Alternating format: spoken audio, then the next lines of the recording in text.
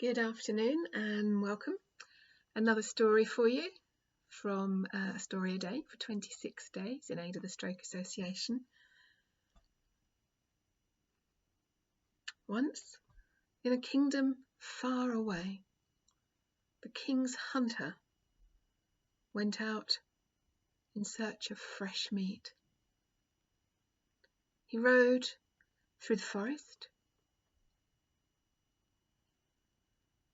keeping his eyes and his ears open, and he thought, just there,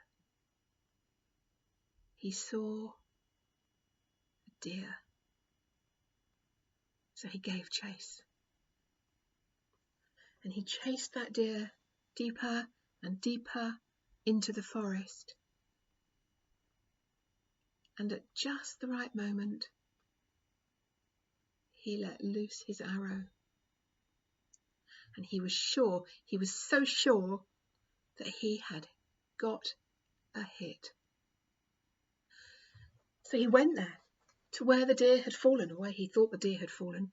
And when he got there, he discovered that actually he was wrong.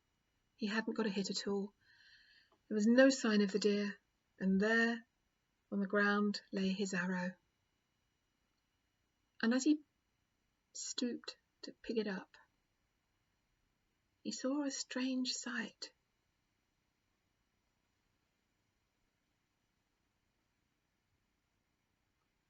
There was a skull, a human skull, lying on the ground next to his arrow. Well, there's a strange thing, he thought out loud. I wonder how this fine fellow came to be here. Talking brought me here. Well, imagine his surprise. The skull had spoken to him. But he spoke back. He said, "What do you mean talking brought you here?" But the skull said nothing more. He said, "Well, come on, you can't just say that and then leave me hanging. There must be something more to your story." But the skull said nothing. Well, he thought, what am I going to do? Got a talking skull, but no deer. I'll go and tell the king. He won't be happy that I haven't brought back the fresh meat that I came out for, but he would love to know about this talking skull. So he made sure that he got his bearings, that he could find his way back, and he rushed back to the palace as fast as he possibly could. And he sought an audience with his king, and he threw himself on the ground in front of the king, and he tried to explain. The words were falling out over themselves. He couldn't talk quickly enough. And the king managed to slow him down, say, tell me your story more slowly. And so he explained. He'd given chase to this deer, found this skull, the skull had spoken, the king should come and see the skull. And in his own mind, of course, wouldn't it be nice if the king then rewarded him handsomely? That would be a bonus, wouldn't it? Anyway, the king conferred with his ministers. They huddled together and whispered behind their hands, and they were nodding.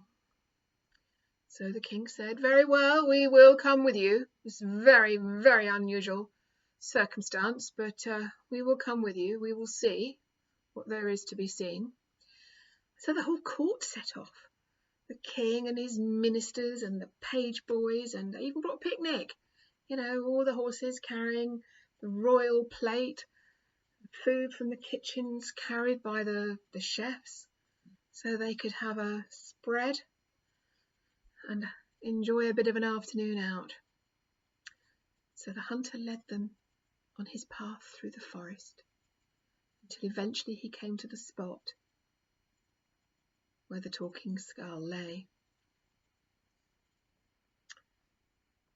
The king arranged his court, and the king said to the hunter, "You do realise that if what you say is not true, I will have your head chopped off." This was the first the hunter had heard of that, and then he spotted the royal executioner lurking a little way behind the king with his axe in his hand. Well, this made him a bit jittery. So anyway, he went up to the skull and said, "Skull, it's me, I've come back. I've brought the king. Say something to the king."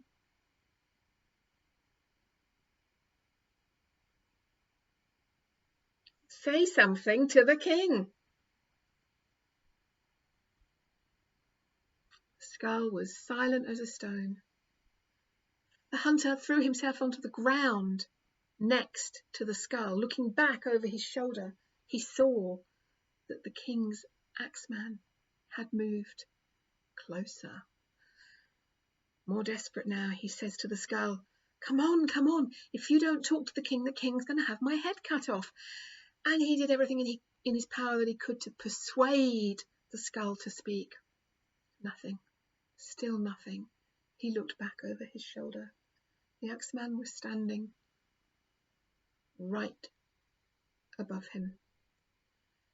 And he started to plead, Your Majesty, I don't know what's happening."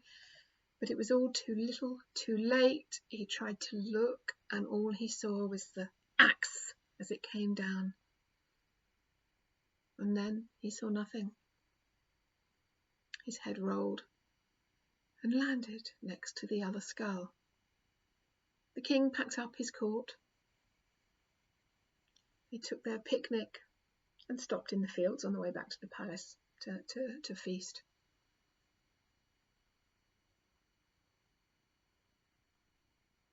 The skull then spoke again. "What brought you here?"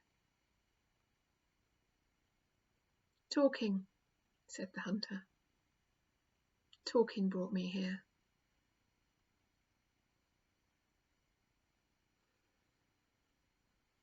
There we have it. Another story, another day, another one tomorrow, and I will see you then. Have a good evening.